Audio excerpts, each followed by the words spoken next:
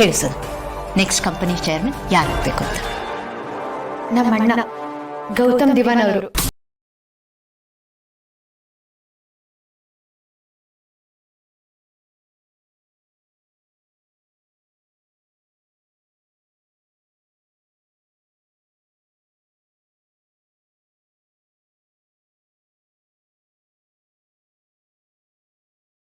ತಾಕತ್ತು ಯಾರಿಗೂ ಇಲ್ಲ ಕಣ.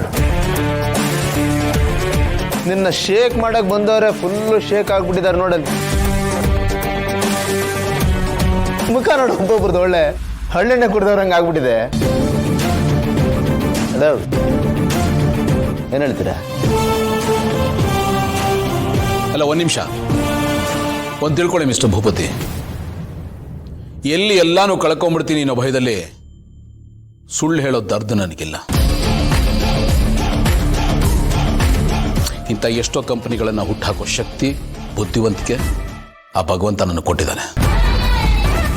ಪವರ್ ಅನ್ನೋದು ಯಾವತ್ತೂ ನನ್ನ ಕಾಲ ಕೆಳಗಿರುತ್ತೆ ಹೊರತು ನನ್ನ ತಲೆಗೆ ಇರಿಸ್ಕೊಂಡಿಲ್ಲ.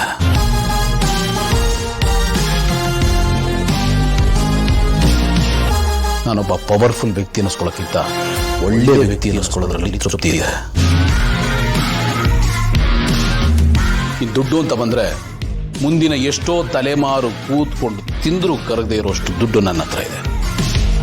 ದುಡ್ಡಿದ್ರೆ ಏನು ಬೇಕಾದ್ರೂ ಸಿಕ್ಕುತ್ತೆ, ಆದರೆ ಸೆಲ್ಫ್ ರೆಸ್ಪೆಕ್ಟ್ನ ಕೊಂಡ್ಕೊಳ್ಳೋಕ್ಕಾಗಲ್ಲ. ಅದು ಅಷ್ಟು ದುಬಾರಿ. ದುಡ್ಡುಗೋಸ್ಕರ ನನ್ನ ಸೆಲ್ಫ್ ರೆಸ್ಪೆಕ್ಟ್ನ ಮಾರ್ಕೊಳ್ಳೋದಕ್ಕೂ ನಾನು ರೆಡಿ ಇಲ್ಲ.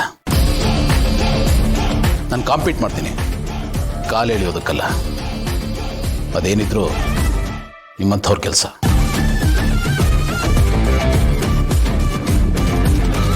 ತಾವೇನು ಹೋಗ್ಬೋದು.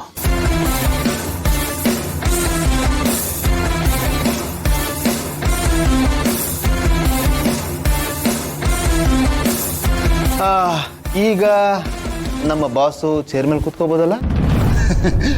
ಸರ, ಖಂಡಿತ ಖಂಡಿತ.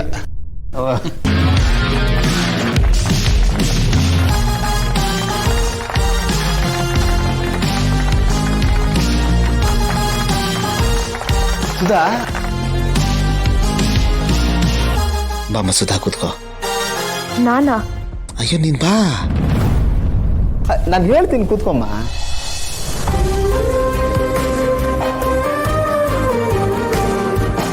ಈ ಕಂಪ್ನಿಲಿ 25% ಶೇರ್ಸು ಸುಧಾ ದಿವಾನ್ ಹೆಸರಲ್ಲಿರೋದ್ರಿಂದ ಇವರು ನಮ್ಮ ಕಂಪನಿಯ ವೈಸ್ ಚೇರ್ಮನ್. ಓಕೆನಾ? ಖಂಡಿತ ಖಂಡಿತ.